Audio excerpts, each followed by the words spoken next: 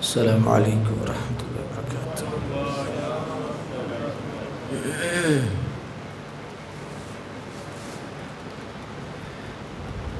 سبحانک اللہم وبحمدک لا الہ الا انت استغفرک واتوب الیک۔ اشہد ان لا الہ الا اللہ واشہد ان محمدا عبدہ ورسولہ۔ اما بعد فاعوذ باللہ من الشیطان الرجیم، بسم اللہ الرحمن الرحیم۔ وَأَقِيمُوا الصَّلَاةَ وَآتُوا الزَّكَاةَ وَارْكَعُوا مَعَ الرَّاكِعِينَ۔ وقال اللہ تبارک وتعالی فی الکلام المجید والفرقان الحمید: والذین یکنزون الذهب والفضة۔ صدق اللہ مولانا العظیم۔ قال النبی صلی اللہ علیہ وسلم: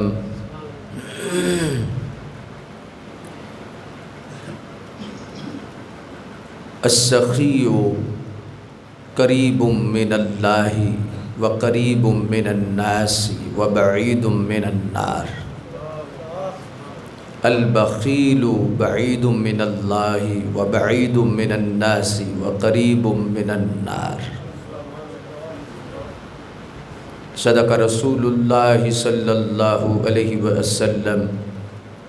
وقال النبی صلی اللہ علیہ وسلم: بنی الاسلام علی خمس شہادۃ ان لا الہ الا اللہ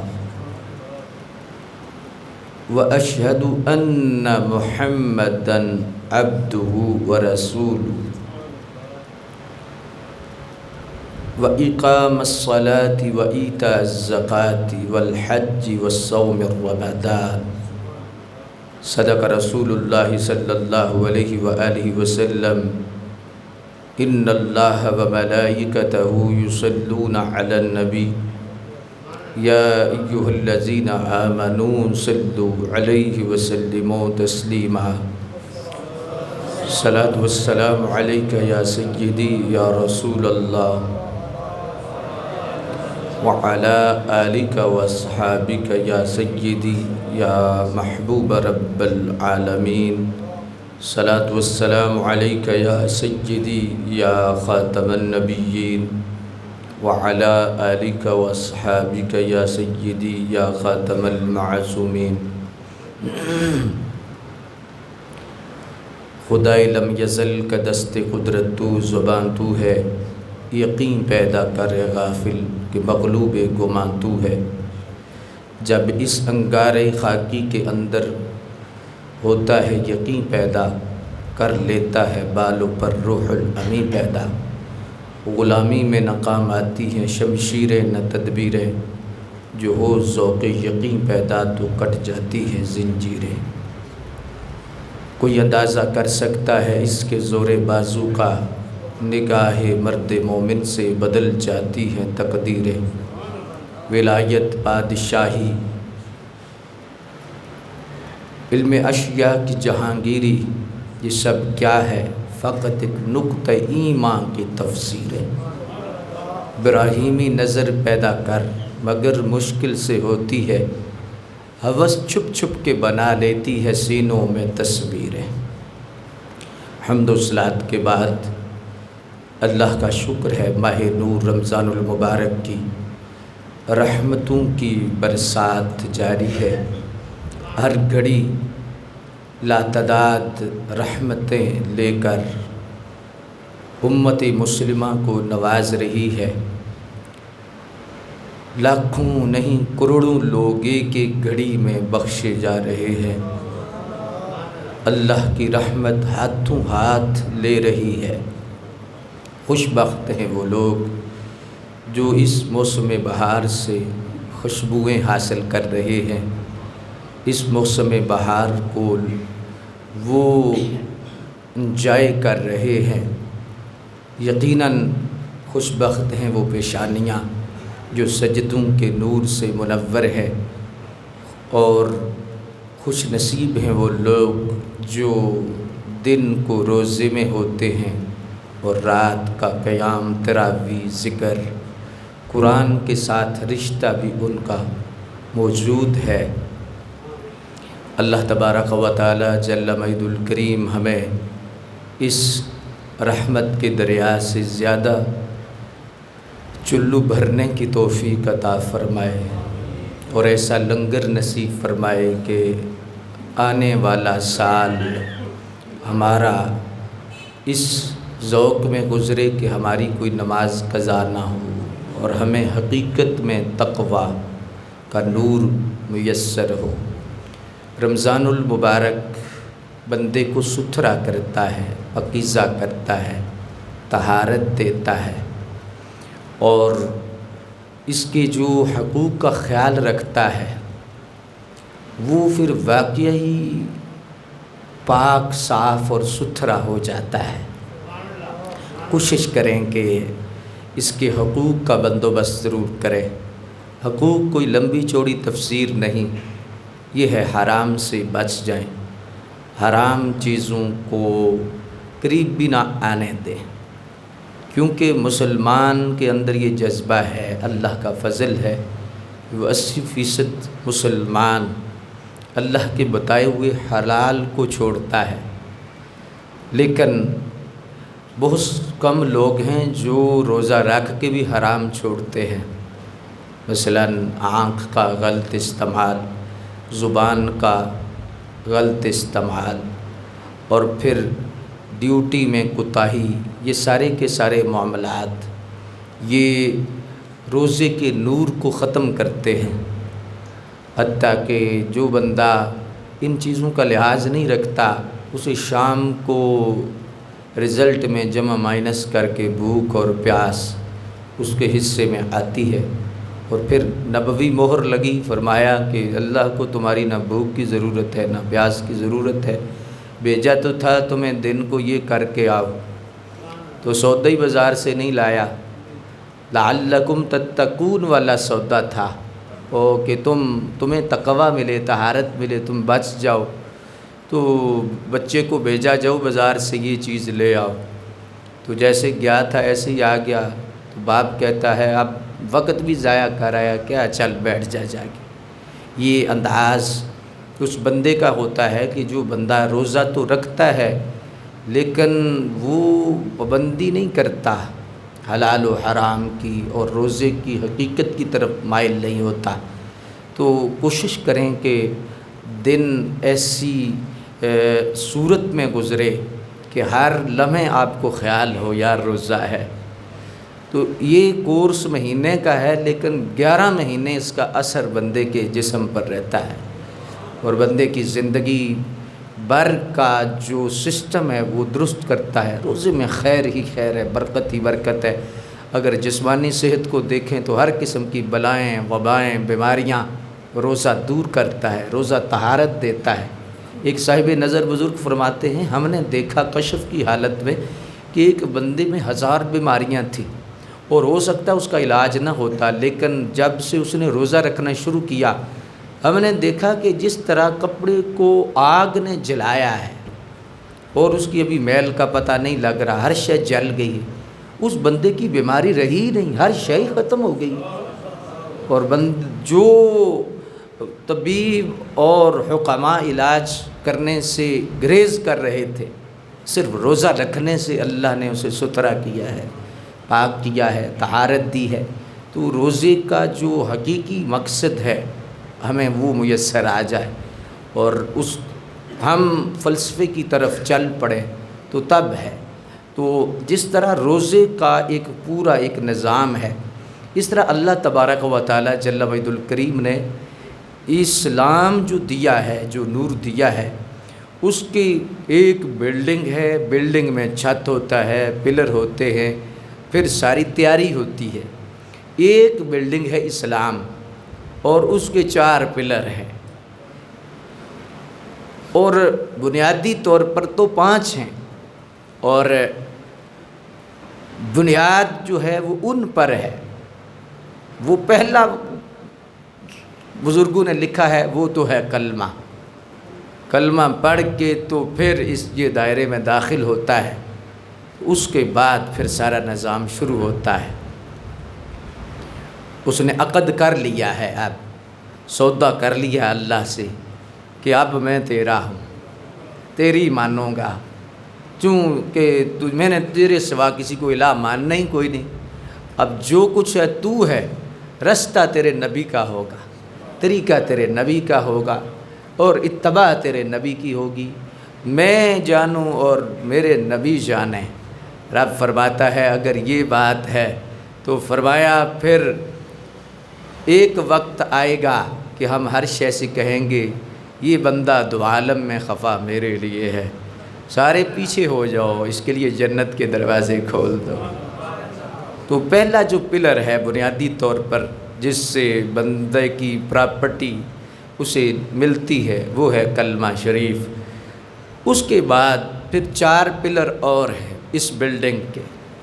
اس میں دوسرا پلر کیا ہے؟ اقام الصلاۃ، ایک رکن ہے، پلر ہے نماز۔ و ایتاء الزکوٰۃ، تیسرا پلر ہے وہ زکوٰۃ۔ چوتھا پلر ہے والحج، وہ حج۔ اور 5واں اور آخری پلر ہے والصوم رمضان، رمضان المبارک کا روزہ ہے۔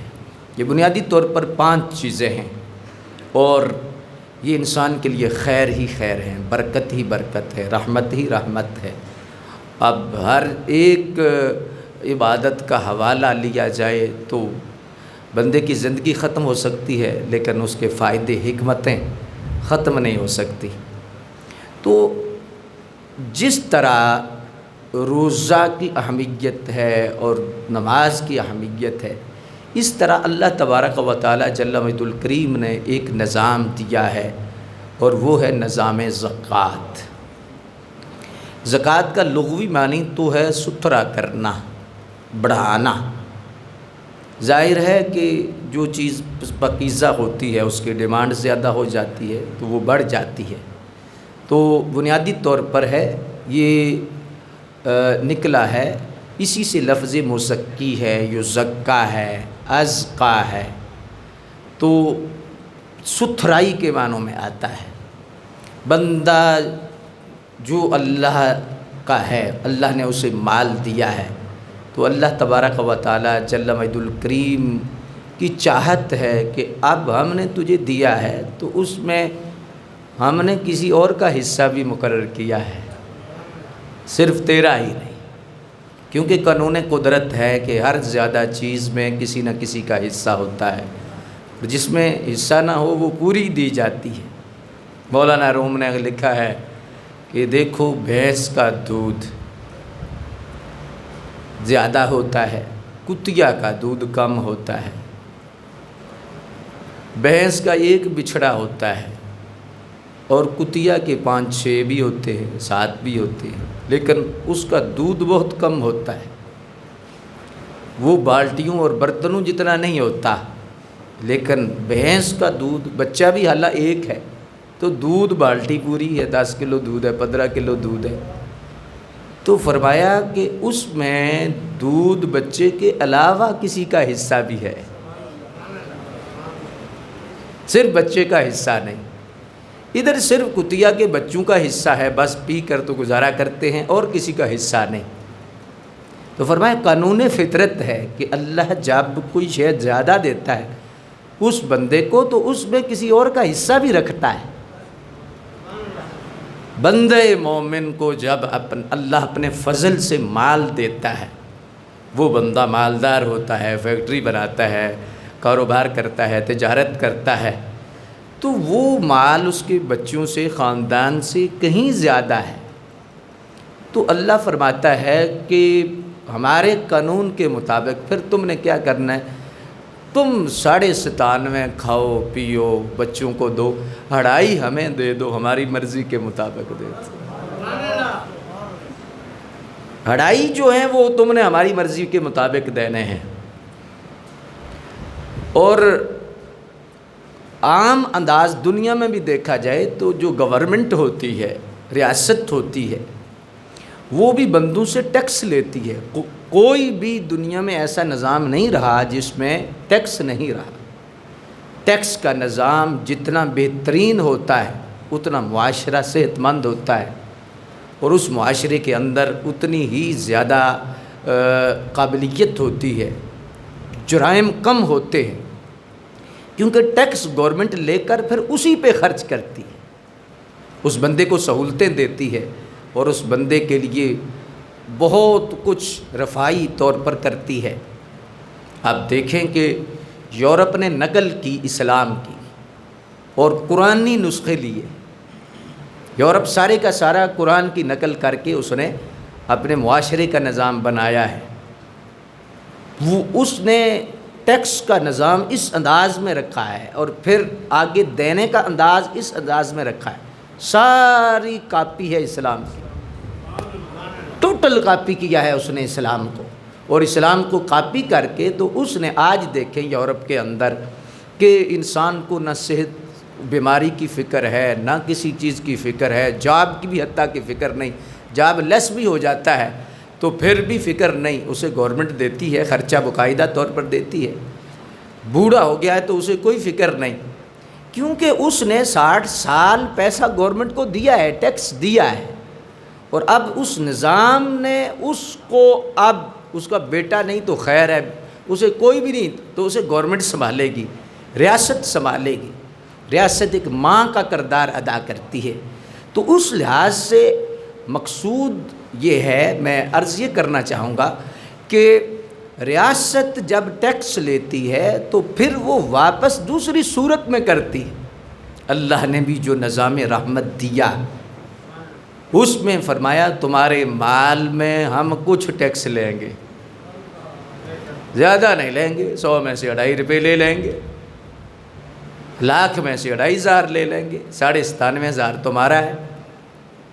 لیکن فرمایا کہ پھر یہ 97,500 کی رکھوالی بھی ہم کریں گے، اس میں برکت بھی ہم دیں گے۔ اور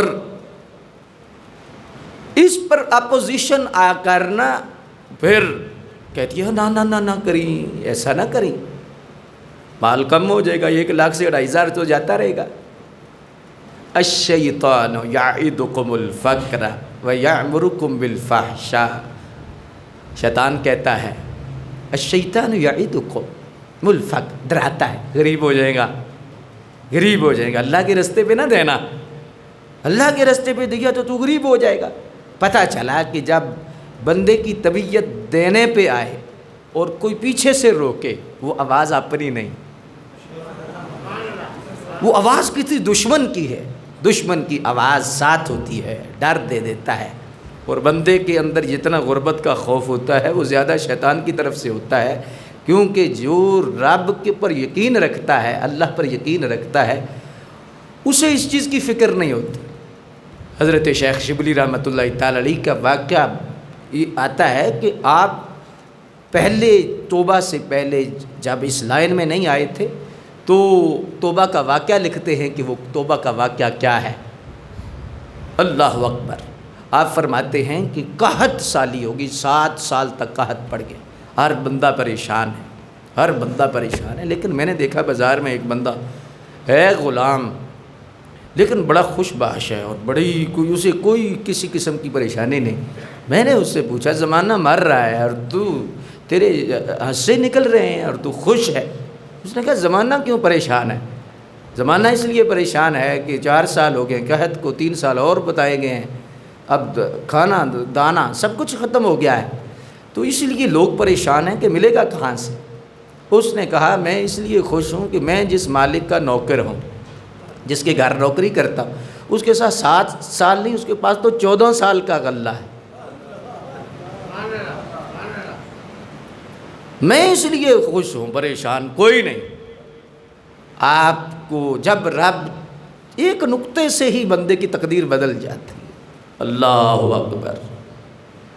آپ غشی کھا کے گر پڑے، کہا ایک دنیا دار کا نوکر ہو اور وہ رزق کے معاملے میں اتنا اس پہ یقین رکھتا ہے کہ کہ جو اس وقت پریشانی نہیں ہوتی کہ میرے مالک کے پاس اتنا غلہ ہے، میرے بچوں کا بھی وہ رکھوالا ہے، میرا بھی وہ رکھوالا ہے، کتنے بھی قحط آ جائیں، 7 سال اور بھی آ جائے تو فکر نہیں۔ تو ایک دنیا دار کے نوکر کی یہ سوچ ہے، تو کہا شبلی تو کدھر پھر رہا ہے؟ تیرا مالک تو وہ ہے جو تیرے آنے سے پہلے رزق کا وعدہ کر چکا ہے، تیرے آنے سے پہلے جس نے رزق کا وعدہ کیا ہے کہ میں رازق ہوں، میں رازق ہوں، میں رزق دوں گا، رزق کا وعدہ میرا ہے۔ لیکن فرماتے ہیں جس چیز کا وعدہ ہے اس پر ہی اتنے پریشان ہے انسان۔ وعدہ اللہ کا ہے لیکن پریشان یہ زیادہ ہے۔ فرماتے ہیں کہ جس چیز کا وعدہ نہیں اس کی فکر ہی کوئی نہیں۔ آخرت کی کامیابی اور آخرت کی بہتری کے لیے فرمایا ہم نے اس لیے بھیجا ہے کہ تم نے ادھر کما کر تو ادھر کچھ لانا ہے، یہ تیری ذمہ داری ہے۔ رہ گیا روٹی، رہ گیا رزق، وہ ہمارے ذمہ ہے۔ فرمایا جس طرح موت بندے کو تلاش کرتی ہے اس طرح رزق بندے کو تلاش کرتا ہے، بس بندے کا یقین پختہ ہونا چاہیے۔ خدائے لم یزل کا دست قدرت تو، زبان تو ہے، یقین پیدا کر۔ نہیں سمجھ آئی؟ یقین پیدا کر ہے، غافل کہ مغلوب گمان تو ہے۔ جب اس انگارے خاکی میں ہوتا ہے یقین پیدا، مسئلہ یقین کا ہے۔ آج یقین کی کمی کی وجہ سے ہم تھپیڑے کھا رہے ہیں اور اس طرح کے مسائل کا ہمیں سامنا ہے۔ جب اس انگارے خاکی میں ہوتا ہے یقین پیدا، کر لیتا ہے بالوں پر روح الامین پیدا۔ یقین کی قویت جب ہو جائے کہ روٹی کا وعدہ جس کا ہے اس نے دینی ہی دینی۔ تو اسلام یہ نہیں کہتا، اس پر آگے یہ نہیں کہتا کہ اسباب کو چھوڑو، اسباب ہم نے دیے ہیں، اسباب کو اختیار تم کرو۔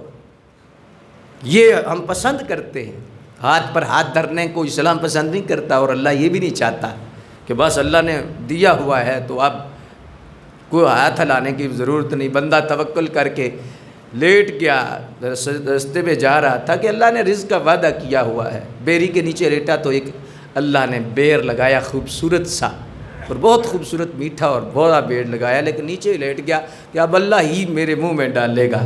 تو پیچھے سے اللہ والا آیا، کہنے لگا تو پریشان لگ رہا ہے، کہا بھوک بڑی لگی ہے، تو کہا اوپر رزق تیرا اوپر ہے، کہا اللہ کا وعدہ ہے اللہ منہ میں ڈالے گا، کہا شرم کر، اللہ نے تجھے ہاتھ بھی تو دیے ہے نا، اللہ نے نظر بھی تو تجھے دی ہے نا، یہ بھی تو اللہ کی طرف سے ہی ہے، دماغ بھی تو اللہ نے دیا ہے۔ تو بہرحال یہ ہے کہ توکل کے خلاف نہیں ہے اسباب کہ، لیکن اسباب پر ہی نظر ہو جائے، اسباب پر ہی بندہ سب کچھ کر لے تو یہ اللہ کو پسند نہیں ہے۔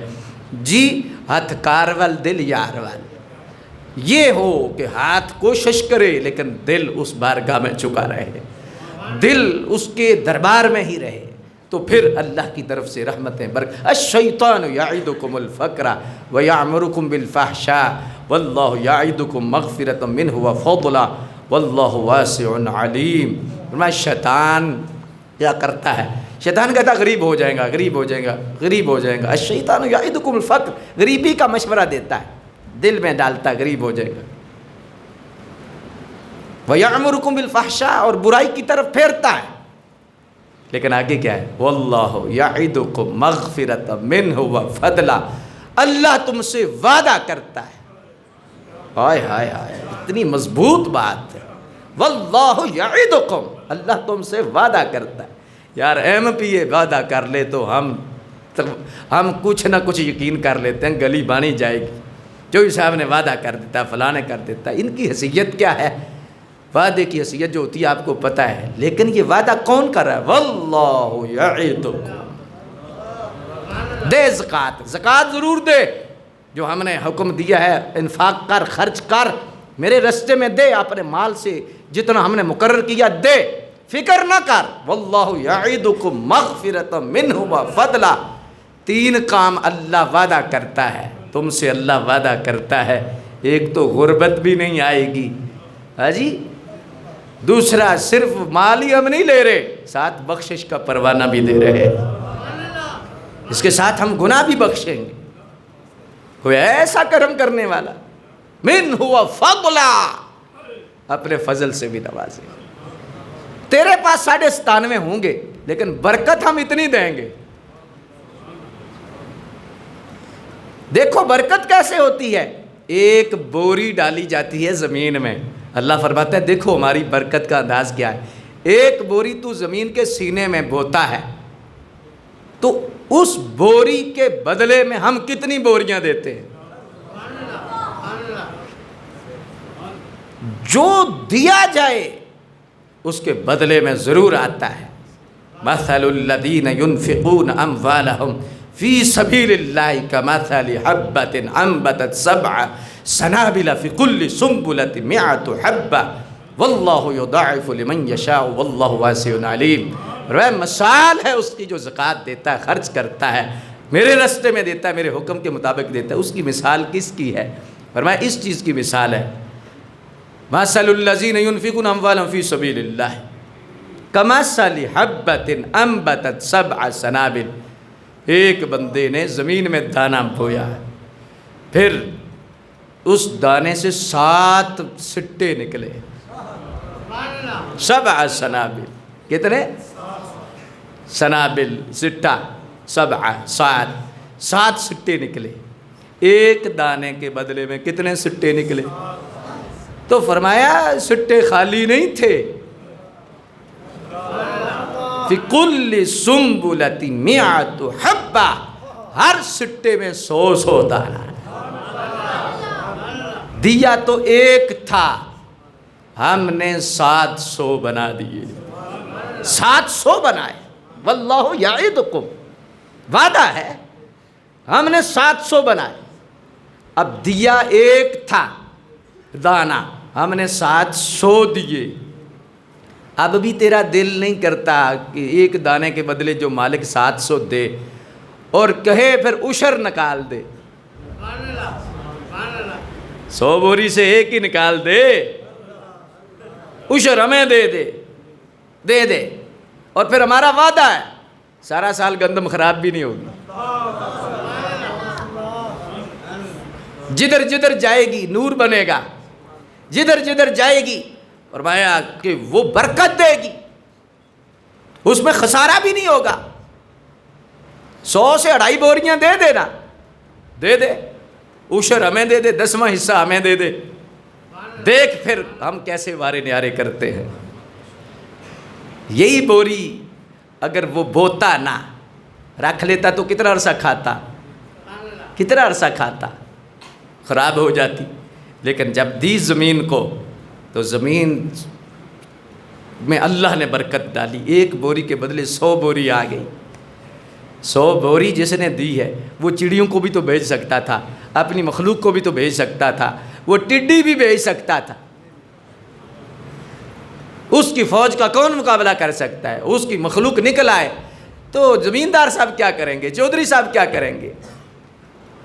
جو ہے شارٹ سرکٹ ہو گیا، تیری فیکٹری کروڑوں اربوں کی جاتی رہے گی، تو ہاتھ باندھ لے گا. لیکن دے ہمیں زکوٰۃ دے.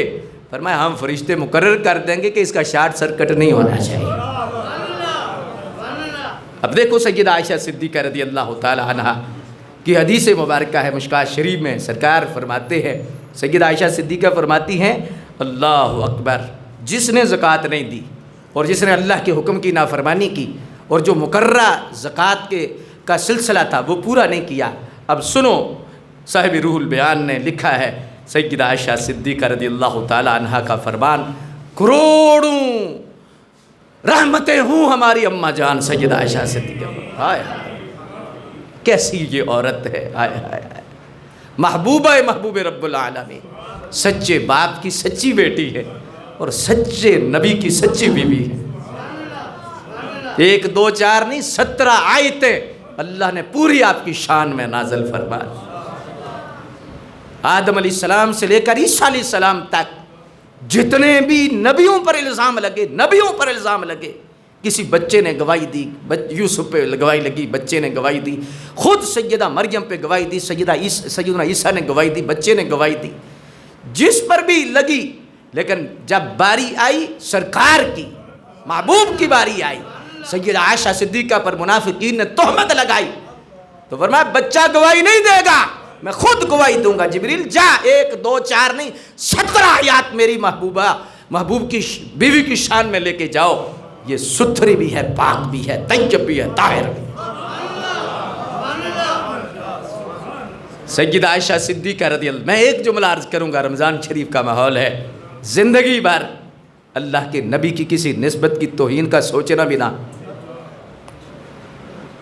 بے شک کوئی کتنا بھی نعرہ لگائے، کسی ایک پلڑے میں بیٹھ کے بڑا نعرہ لگائے میں سرکار کا محب ہوں، لیکن کسی ایک نسبت کا بھی بے ادب ہوا، یاد رکھنا میں روزے میں ہوں، مرنا ہے، قبر میں جانا ہے، کسی ایک نسبت سرکار کی کبھی ادنا سی بے ادبی ہوئی، کھاتا گول ہو جائے گا۔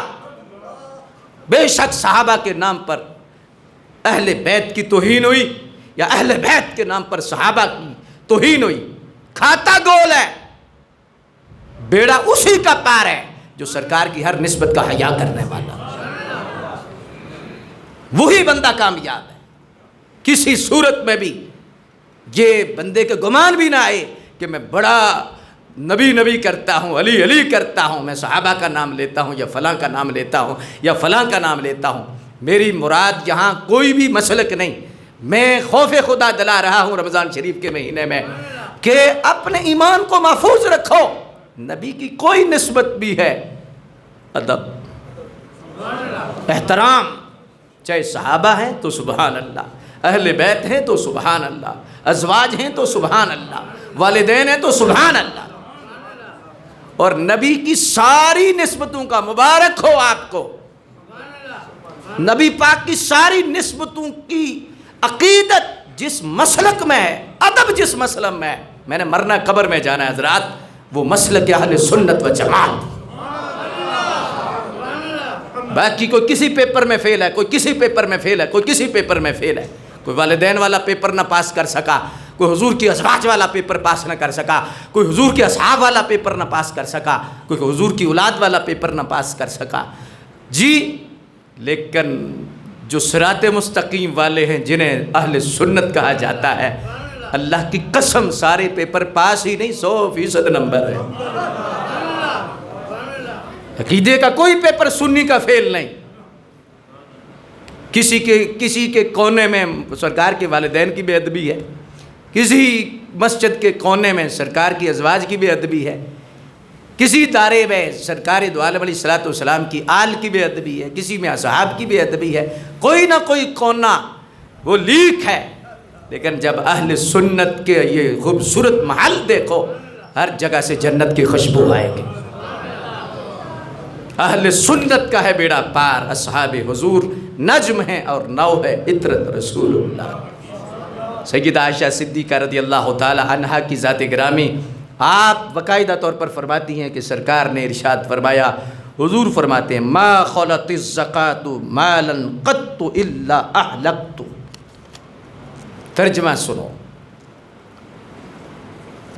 سیدہ عائشہ صدیقہ فرماتی ہے رب کعبہ کی قسم ہے،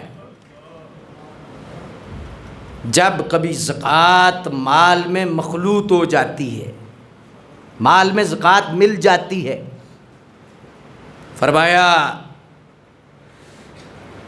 قط، یہ دامن میں اتنی اس کے اندر تاکید ہے، قط الا احلقت، فرمایا زکوٰۃ ہو جائے مکس، سیدہ عائشہ فرماتی ہیں رب کعبہ کی قسم ہے وہ مال ہلاکت سے نہیں بچ سکے گا،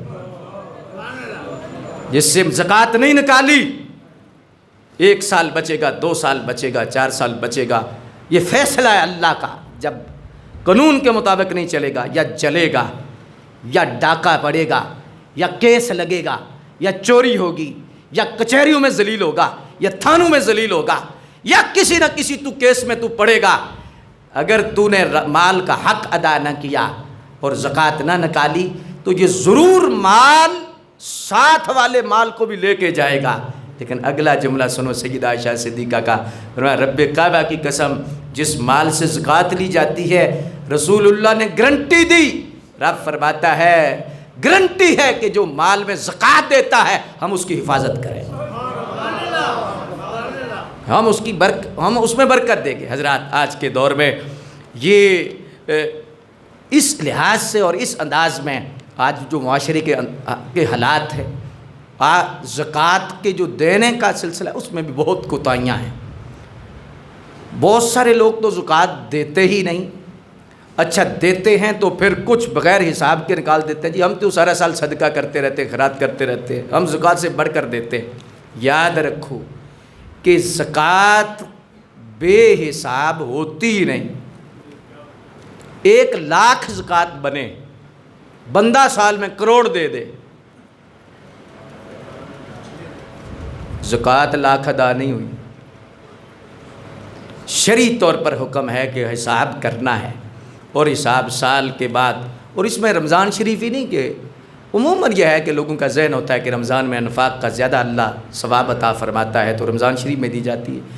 کسی مہینے میں بھی آپ شروع کر سکتے ہیں، دائرہ لگائیں، جنوری سے شروع کریں، جنوری سے جنوری تک، فروری سے شروع ہے، جون سے جون تک، اگست سے اگست تک، جتنا آپ کا جو مہینہ شروع ہے اس پر آپ کا سال مکمل ہوگا، اور جب سال آپ کا مکمل ہوگا اس مہینے میں آپ زکوٰۃ دے دیں۔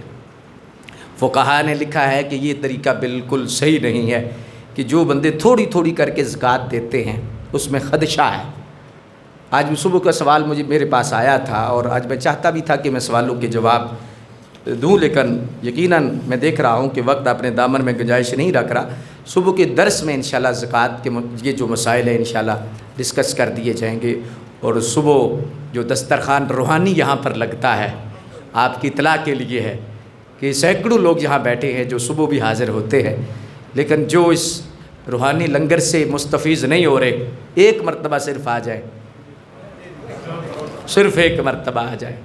ایک بندہ کہنے لگا حضرت صاحب میں نے ایک بندے کو پہلے دن لایا، ایک دن تو آ جا، پھر تجھے نہیں کہوں گا، اور پھر اسے کہنا نہیں پڑا، آج 5واں دن ہے اس کی غیر حاضری نہیں ہوئی۔ ایک مرتبہ آپ آ جائیں، صبح کا جو سرور اور نور ہے، اور صبح کی جو کفیت ہے، اور جو خصوصی سرکار کی شفقت ہے، اس آنے والوں کو ہی پتہ چلتا ہے کیا ہے۔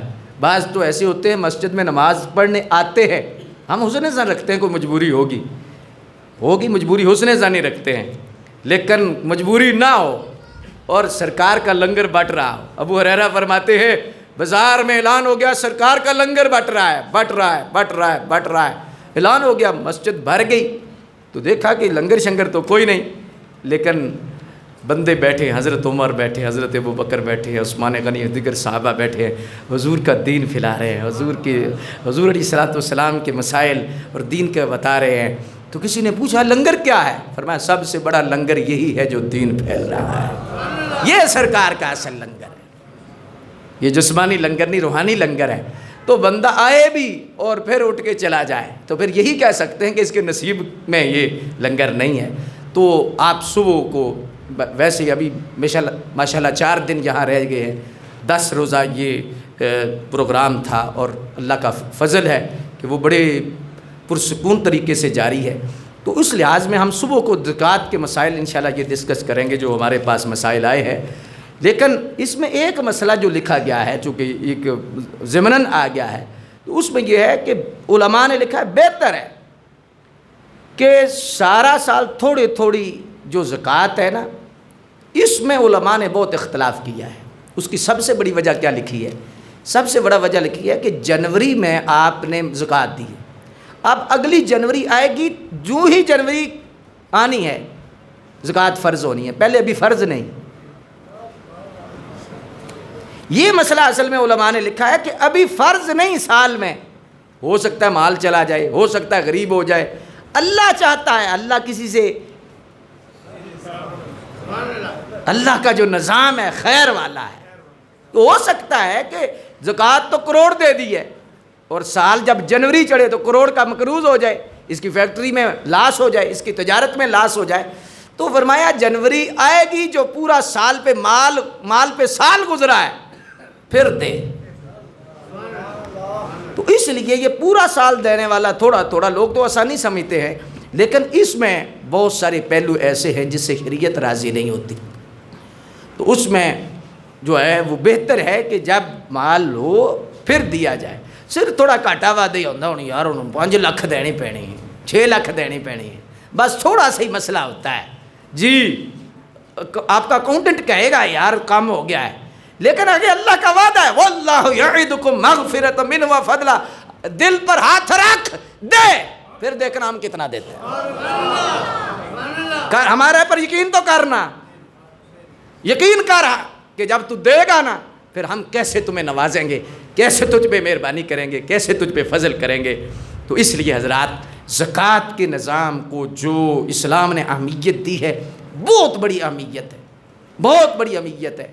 رول بیان نے لکھا عیسیٰ علیہ السلام رستے میں جا رہے ہیں تو دیکھا کہ ایک بندہ عبادت کر رہا ہے، پوچھا کتنے عرصے سے، خشوع و خضوع 40 سال سے عبادت کر رہا ہے، گمان آیا اللہ کے نبی کو بہت عابد ہے، آواز آئی اس کی ایک سجدہ بھی ہم نے قبول نہیں کیا، یا اللہ وجہ کیا ہے، یہ تو کمزور ہو گیا ہے، فرمایا یہ مال سے زکوٰۃ نہیں دیتا، زکوٰۃ نہیں دیتا۔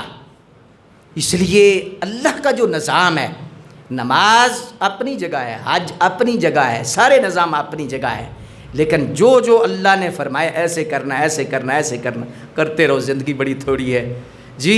یہ جو دنیا کی محبت ہے، مال اکٹھا کر کے لے کے بھی کدھر جانا ہے، سرکار نے فرمایا بندے کا مال تو وہ ہے، 3 بندے کے مال ہیں، یا اس نے کھا لیا ہے یا اس نے پہن لیا ہے، تو یا آگے بھیج دیا، کمیٹی ڈالی ہے، وہ اس کا ہے، باقی اس کے وارثوں کا ہے، اس کے بیٹوں کا ہے، اس کے پیچھے وارث اس کی بیوی کا ہے۔ آج اس کی جان نکلی ہے تو کروڑوں کی فیکٹری ہے، تو جب کروڑوں کی فیکٹری ہے تو اس نے جو پہنا ہے وہ اس نے عیاشی کر لی ہے، جو کھایا ہے چلو اس نے سرور لے لیا ہے، لیکن جو آگے بھیجا تھا اس نے زکوٰۃ دے دی، صدقہ دے دیا، خیرات دے دی، اللہ کو بھیجا۔ فرمایا اللہ نے وہ اکاؤنٹ اتنا بھرا ہوا ہے کہ جب جائے گا اللہ آگے سے دروازے کھول دے۔ تو فرمایا جو بخل کرتا ہے، بخل کرتا ہے، فرمایا والذین یکنزون الذھب والفضۃ، جی جو جوڑ جوڑ کے سونا رکھتا ہے، سونا 100 تولے ہو گئے، 200 تولے ہو گئے، 300 تولے ہو گئے جی، اندر جوڑ جوڑ کے رکھتا ہے۔ سرکار نے فرمایا، سیدہ عائشہ صدیقہ اور دیگر راوی ہیں اس حدیث کے، سرکار نے فرمایا کہ جس سلیمان فارسی فرماتے ہیں جس بندے نے، حضرت ابو درداء فرماتے ہیں مجھے خط لکھا کہ مجھے سرکار نے فرمایا کہ جس نے مال کا حق ادا نہیں کیا، سونے کا چاندی کا جو مال کا حق ادا نہیں کیا، فرمایا پل صراط پہ روک دیا جائے گا، روک دیا جائے گا۔ جس نے حق ادا نہیں کیا ہوگا فرمایا جا نہیں سکے گا، بوجھ اتنا ہو جائے گا، رب کندھے پہ رکھے گا، لے جا، کتنا کہ لے کے آیا ہے، لے کے جا ذرا، فرمایا نہیں جا سکے گا۔ اور جس نے حق اور شکر ادا کیا ہوگا، رب کے کہنے کے مطابق مال خرچ کیا ہوگا، اور مال کہے گا اللہ تیرا بھلا کرے، تو نے میرا حق ادا کیا ہے، جا موج کر، اللہ کی رحمت تجھے آوازیں دے رہی ہے۔ اور سرکار نے فرمایا وہ جو مال سونا تھا وہ اس کو کیا بنے گا، فرمایا شجاع، اس کا اژدہا بنے گا، اس کے گلے میں لپیٹا جائے گا، اور جب گلے میں لپیٹا جائے گا تو آواز آئے گی ہذا مال وہذا کنز، میں تیرا مال ہوں، میں تیرا وہ خزانہ ہوں جو جوڑ جوڑ کے تو نے رکھا تھا، حق ادا نہیں کیا تھا، اللہ کو تو نے ناراض کر دیا کہ یہ فلاں کے لیے، فلاں کے لیے، فلاں کے لیے۔ آج کدھر ہے تیرا بیٹا، آج کدھر ہے تیری بیٹی، آج کدھر ہے تیری پیاری بیوی جس کے لیے تو نے جوڑا تھا، آج آ کے بچائیں۔ یوم یفر المرء من اخیہ وامہ وابیہ وصاحبتہ وبنیہ، فرمایا کوئی کام نہیں آئے گا، فرمایا کام آئے گا تو فرمایا اللہ کی رحمت سے تیرا عمل کام آئے گا، اللہ کا فضل کام آئے گا۔ اس لیے حضرات رمضان شریف کا موقع ہے، اس میں اب وقت کی گنجائش میرے پاس باقی نہیں رہی، لیکن یہ ہے کہ اپنی طہارت کرو، اپنے مال کی طہارت کرو، پاکیزگی کرو، پورا حساب کر کے نا، یہ اٹا سٹا بھی اسلام نہیں چاہتا، اٹا سٹا بھئی کتنا حساب کریں گے، ان فیکٹری بڑی ہے، ہمارے پاس مسئلے پوچھنے آتے ہیں، فیکٹری بہت بڑی ہے، مال کا حساب کیسے کریں؟ اندازے سے ہم نے پچھلے سال دی تھی 50 لاکھ زکوٰۃ دی تھی، اس دفعہ 60 دے دیتے ہیں، مال کون گنے گا؟ علامہ صاحب مہینہ لگنا ہے، شریعت کہتی ہے مہینہ لا، تیرا گننا بھی عبادت ہے، وہ تیرے ہر لمحہ عبادت ہے۔ دکان پہ کوئی بھی مال پڑا ہے گنو، ضرور گنو۔ سرکار نے فرمایا کہ جب بندہ مال کی گنتی کرتا ہے اس لیے کہ اس نے زکوٰۃ دینی ہے، اللہ کے فرشتے اس کے لیے دعائیں کر رہے ہوتے ہیں، اللہ اکبر، وہ مالک جو اپنے متحدوں کی ڈیوٹی لگاتا ہے، ڈنڈی نہیں مارنی، مال پورا گننا ہے، میری فیکٹری ہے، میری دکان ہے، یہ ہے، پورا گنتی کرنی ہے، گنتی کر کے مجھے بتانی ہے۔ فرمایا اللہ ان سب پہ راضی ہو جاتا ہے، سب پہ خوش ہو جاتا ہے۔ اس لیے زکوٰۃ کے کچھ مسائل ہیں، صبح انشاءاللہ ڈسکس ہوں گے اور بڑے ضروری مسائل ہیں، تو اس لحاظ سے سوالات انشاءاللہ صبح لیں گے اللہ کے فضل سے۔ لیکن مجموعی طور پر میں نے خلاصہ زکوٰۃ کا دینے کا فائدہ، نہ دینے کا نقصان آپ کے سامنے رکھ دیا ہے۔ باقی ہر مسلمان پر فرض ہے کہ جو صاحب مال ہے وہ ایک مسئلہ ضرور پوچھے، کئی مسئلے ڈردے بھی نہیں پوچھتے بھی دینی پہ جانی ہے، بڑے مسائل ہیں، پوچھا کرو یہ مسئلہ میری زکوٰۃ ہے، یہ اتنی بنتی ہے، اتنی نہیں بنتی، یہ سارا سلسلہ ہے، تو کس طرح بنتی ہے، کیسے بنتی ہے جی۔ تو اس لحاظ سے اللہ کا فضل، اللہ کا کرم جس پہ ہوتا ہے وہ اس رستے پہ چل پڑتا ہے۔ اللہ تبارک و تعالی جل مجدہ الکریم ہمیں پاکیزہ کر دے، ستھرا کر دے، طاہر کر دے۔ تراویح روز پڑھا کرو، روز۔ بہت دیگر حالات ہیں آج معاشرے میں، روزہ رکھنے والے 60% ہیں، تراویح پڑھنے والے ہو سکتا ہے 10% ہو۔ یہ نہ سمجھنا نفل ہے، مستحب ہے، یہ بہت بڑا نور ہے، بہت بڑی رحمت ہے جی، اور بہت بڑا کرم ہے جی، بہت بڑی مہربانی ہے، اور یہ سنت موقدہ ہے تراویح۔ ہمارے نزدیک یہ ہے کہ جو جان بوجھ کے قضا کرتا ہے، چھوڑتا ہے، گناہ گار ہوگا، رمضان المبارک کا نور سے میسر نہیں آئے گا۔ ضرور تراویح بھی پڑھیں، قرآن پڑھیں۔ یہ گنتی کے دن ہیں، ایام معدودات، گنتی کے دن ہیں، 5 تو گزر گئے ہیں ہاں جی، اب کتنے پیچھے رہ گئے، ایک دن ہے بس، پتہ ہی نہیں چلنا۔ تو اس لیے قرآن شریف، نماز، ذکر اور پورے رمضان کا حق ادا کرو، پھر دیکھنا وارے نیارے ہو جائیں گے۔ اللہ پاک ہماری حاضری کو قبول و منظور فرمائے۔ صبح فجر کا درس نہ بھولیے گا، ضرور تشریف لائیے گا۔ اللہ ہماری حاضری کو قبول و منظور۔ یہ ایک